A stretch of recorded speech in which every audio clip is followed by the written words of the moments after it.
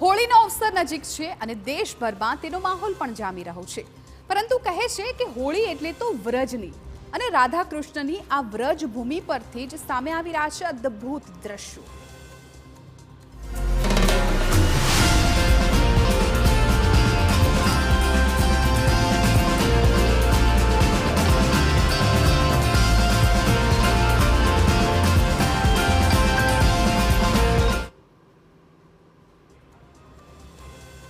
વ્રજધામમાં રંગોત્સવ ખીલી ઉઠ્યો છે. આમ તો વ્રજમાં વસંત પંચમીના અવસરથી જ રંગોત્સવનો પ્રારંભ થઈ જાય છે, પરંતુ ખરો રંગ તેનો જામે છે ફાગણ સુદ નોમથી, કે જ્યારે રાધા રાણીના ગામ બરસાનામાં થાય છે લઠમાર હોળીનું આયોજન.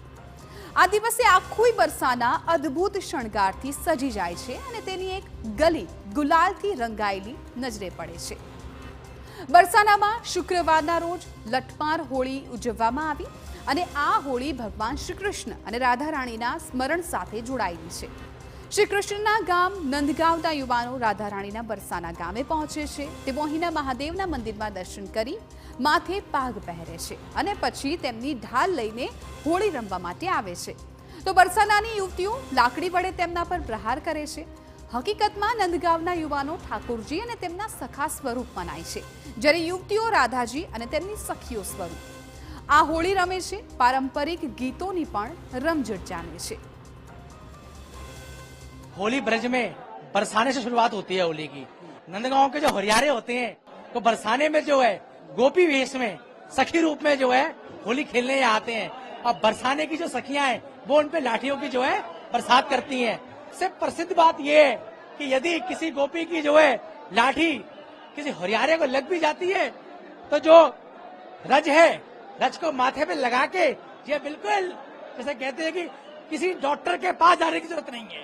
नंदगांव से ठाकुर जी आते हैं और यहाँ बरसाना, यहाँ ये हम जो आप गोपियाँ देख रहे हैं ना, ये अपनी किशोरी जी और किशोरी जी की सखियों का रूप है. और जो ये ग्वाले देख रहे हैं ये हमारे ठाकुर जी.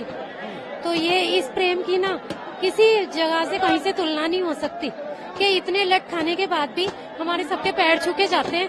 ये केवल हमारे बरसाने में होता है. પ્રચલિત કથા મુજબ ભગવાન શ્રી કૃષ્ણ એકવાર તેમના સખાઓ સાથે બરસાના પહોંચ્યા. તેમણે રાધા રાણી અને તેમની સખીઓને ચીડવવાનું શરૂ કર્યું.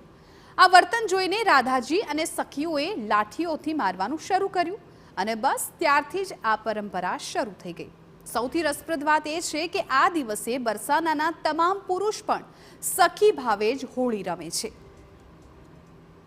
पुरुष जरूर होते हैं हम, फिर भी अपने आप को स्त्री मानते हुए ही खेलते हैं. क्यों प्रिया जी के हम प्रिया जी के पक्ष से ही जाएं. भाव हमारो स्त्री को ही रहे वहां पे भी जावे के बाद हम प्रिया जी की सखी हैं. यहाँ उपासना जो है पुरुष भाव में है ना सके, संभव ना है.